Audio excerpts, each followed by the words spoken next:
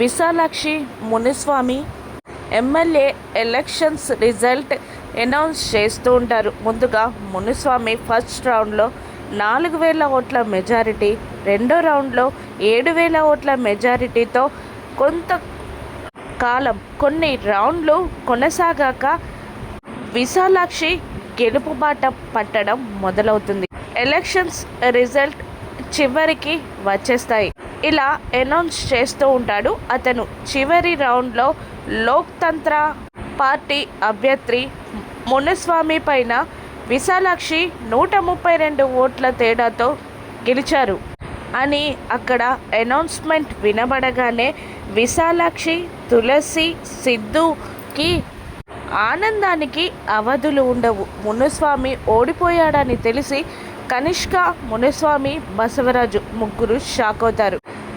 సిద్ధు అయితే గెంతులు వేస్తూ ఉంటాడు. విశాలాక్షి నొదుటున పెద్ద కుంకుమ బొట్టు పెట్టి పూలమాలతో సత్కరించి బ్యాండ్ మేళంతో డ్యాన్స్ చేస్తూ విశాలాక్షిని ఇంటికి తీసుకొస్తాడు అంగరంగ వైభవంగా సిద్ధు.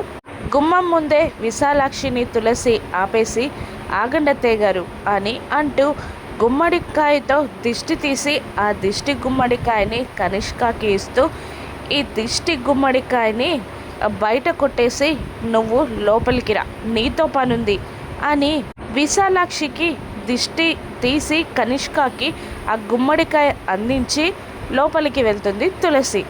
ఇక తులసి కనిష్క బ్యాగ్ పట్టుకొని ఉండగా, ఏంటి నువ్వు చెప్పిన మాట మర్చిపోయావా? అత్తయ్య గారు గెలిస్తే ఇంట్లో ఉన్న వాళ్ళందరి కాళ్ళకి నమస్కారం పెట్టి నువ్వు ఓడిపోయానని ఒప్పుకొని ఇంట్లో నుండి వెళ్ళిపోతానని కండిషన్ పెట్టావు, గుర్తుందా అని కనిష్కని తులసి అడగగానే ఇక ఏడుస్తూనే కనిష్క ఇంట్లో వాళ్ళందరి కాళ్ళకి దండం పెట్టి తన బ్యాగ్ పట్టుకొని ఇంట్లో నుండి బయటికి అడుగు పెడుతూ ఉంటుంది. కనిష్క ఇంటి నుండి అడుగు బయట పెట్టడం, తులసి ఇంట్లోకి అడుగు పెట్టడం ఒక్కటే అవుతుంది. కనిష్క బయటికి వెళ్ళిపోతే గర్వంగా తులసి లోపలికి వచ్చేస్తుంది. ఇప్పుడు కనిష్క ప్లాన్ ఏంటి? బసవరాజు తులసిని ఏం చేస్తాడో, తులసి బసవరాజు కుట్రల్ని ఎలా తిప్పికొడుతుందో రాను ఎపిసోడ్స్లో చూద్దాం. Thank you for watching.